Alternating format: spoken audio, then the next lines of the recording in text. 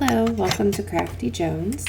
Today I'm sharing with you my little process on how I make papers. This video is going to be shared on my blog at craftyjones.com. I'm sharing a project on decorating wooden Easter eggs, and this is just a little sampling of how I go about getting my papers. You can see I use a jelly plate. I love the jelly plate. It's so much fun. I've got a brayer there. And in this project I'm using exam paper. It's that paper that you come in contact with at the doctor's office or dentist or whatever. It's on the chairs or the exam table. Sorry, not the chairs, but the exam table. And it's great for projects where you want, really thin paper. It holds the paint well, and it becomes translucent when you apply it. So the paper isn't showing, it's just the paint that's left showing. So that's why I love it for projects like this. You can see it's all about really experimenting with the jelly plate and making papers. I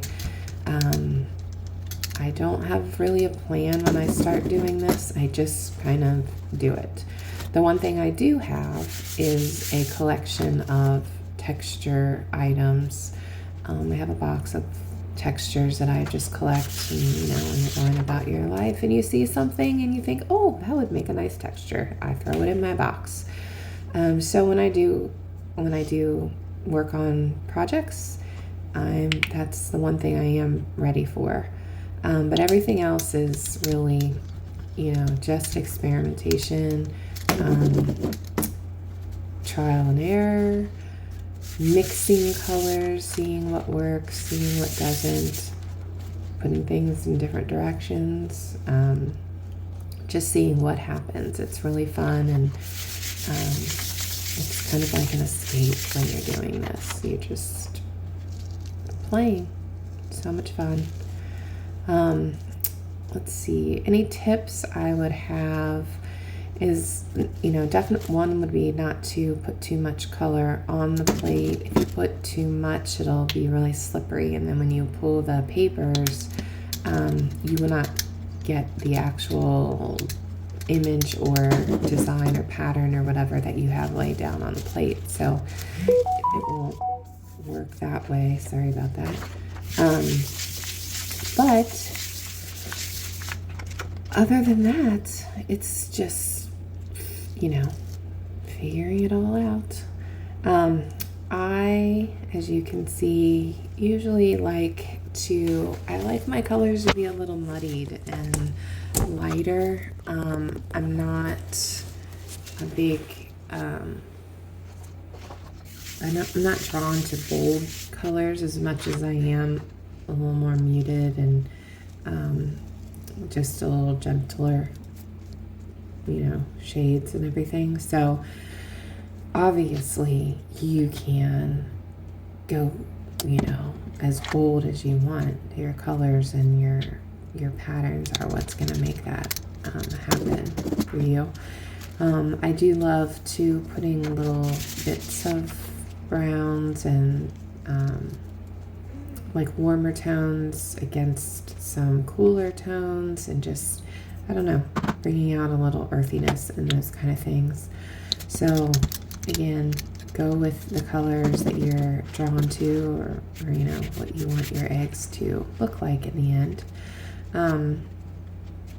And really, I do have examples of possibilities for things that you could find just around your house, if you do not already have a texture box collection.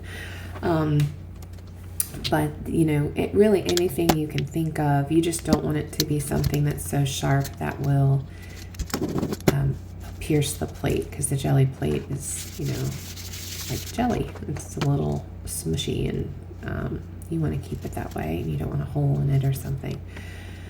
But so I found the ones that I've used in this video, couple of them were actually textured papers from like the craft store. The more texture, the better, creating, you know, a more distinctive pattern. You can use, you know, plastic, even like tissue paper, wad it up in a ball and just kind of bounce it off of the plate to remove some of the paper, and you'll get this really cool wrinkly effect to it. Stamps, you could use stamps,